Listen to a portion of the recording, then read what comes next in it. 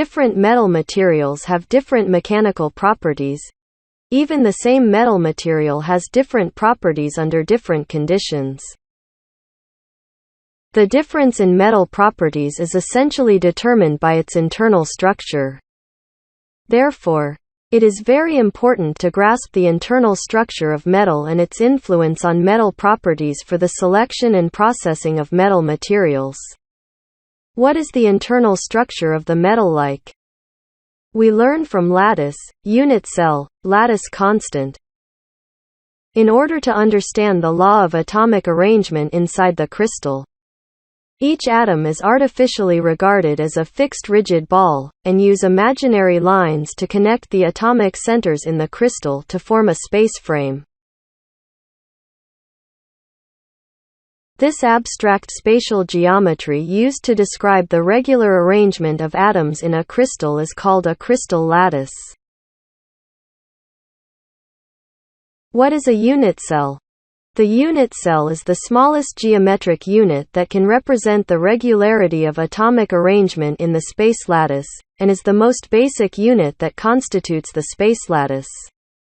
Lattice constant and the metal structure is different. The size and shape of the unit cell is also different. The size of the unit cell is specified in crystallography, which is expressed by its edge dimensions A, B, C, and its included angle alpha, beta, gamma. What are the common types of metal lattices? The most common one we see is the body-centered cubic lattice. Face-centered cubic and hexagonal close-packed. Students, please look at this diagram, which is a body-centered cubic lattice. Its unit cell is a cube with lattice constant A equals B equals C. There is one atom in each of the center and 8 vertices of the cube. Metals with a body-centered cubic lattice include alpha iron, chromium, vanadium, tungsten, molybdenum, etc. Face-centered cubic lattices. The unit cell of the face-centered cubic lattice is also a cube. And an atom is arranged on the 8 vertices of the unit cell and the center of the 6 faces. The metals with a face-centered cubic lattice are gamma iron, aluminum, copper, lead, nickel, etc. The third is a close-packed hexagonal lattice, which is a hexagonal cylinder composed of 6 rectangular sides and 2 hexagonal bottoms.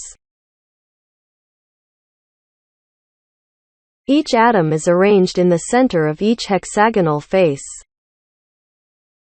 And there are 3 atoms between the upper and lower hexagonal base faces. With close-packed hexagonal lattice are metal beryllium, magnesium, cadmium, zinc, etc. It can be seen that among the 3 most common crystal structures, the most densely arranged atoms are the face-centered cubic lattice and the close-packed hexagonal lattice. Most metals have only one crystal structure in the solid state, but some metals exist in 2 or more lattice forms in the solid state. When changing from one lattice to another, it will cause changes in volume and compactness.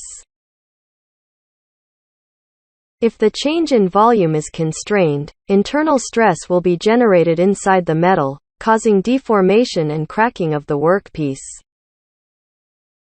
Like our marine iron-carbon alloys, aluminum alloys, etc., they have undergone heating and cooling during welding, and the lattice form will change during this process.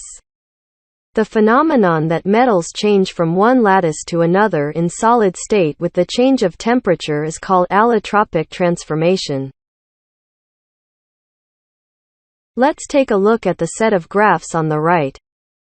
This is the allotropic transformation curve of pure iron, which is the transformation of pure iron from liquid to room temperature. There are 3 time points, 1538 degrees Celsius, 1394 degrees Celsius, and 912 degrees Celsius, respectively. When pure iron crystallizes from liquid to body-centered cubic lattice, transforms into face-centered cubic lattice at 1394 degrees Celsius, and then turns into body-centered cubic lattice after cooling to 912 degrees Celsius. Lattice, until the room temperature lattice type no longer changes. From these, we can change its internal structure by heat treatment, thereby changing its properties. Is the actual crystal structure of the metal arranged regularly as we just said? This is not actually the case in industrial materials. Unless a single crystal metal material is specially made, most of the metals we use regularly have a polycrystalline structure. And there are flaws. Crystal defects are divided into point defects, line defects, and surface defects. Point defects are commonly found in lattice vacancies, interstitial atoms, and substitution atoms. The distortion of the lattice can increase the strength and hardness of the metal. The line defects are mainly dislocations, and the most common dislocations are edge dislocations. The crystal defects are distributed in a linear shape.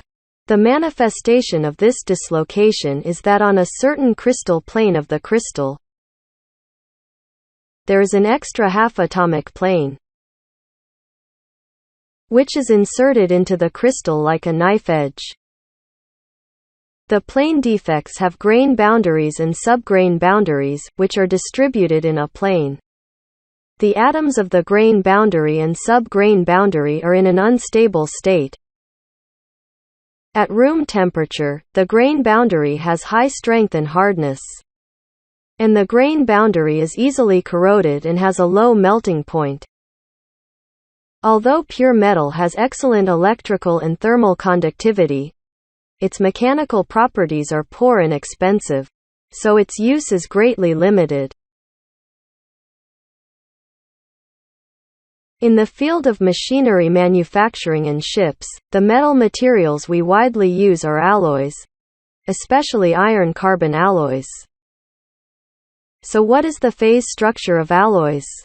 According to the different interactions between the elements in the alloy, the phase in the solid alloy can be divided into solid solution and metal compound. What is a phase, that is, in an alloy? A uniform part with the same chemical composition and the same structure is called a phase. Liquid substances are called liquid phases, and two or more liquid metals are in a single phase. The solid substance is called the solid phase, and in the solid state, the alloy can be single-phase or multi-phase. For example, water and oil are two-phase. Liquid nickel and copper are single-phase. During the allotropic transformation of iron, there will be a phase change. Iron is single-phase, while steel is generally dual-phase or multi-phase. During welding, the weld metal is heated and cooled to form a weld. This is the pure metal cooling curve. We will find that the actual crystallization temperature is lower than the theoretical crystallization temperature. This temperature difference is called the degree of supercooling. And this phenomenon is called supercooling. During crystallization, the greater the cooling rate, the greater the degree of subcooling, the faster the crystallization rate, and the lower the actual crystallization temperature of the metal. The crystallization process of metal is actually a process of continuous formation of crystal nucleus and continuous growth of crystal nucleus, which are all completed on the horizontal line of the cooling curve. It can be seen from the figure that the crystal grains of the metal have different sizes, which determine the mechanical properties of the metal. Generally speaking, the finer the grain, the higher the strength and hardness of the metal material, and the better the plasticity and toughness.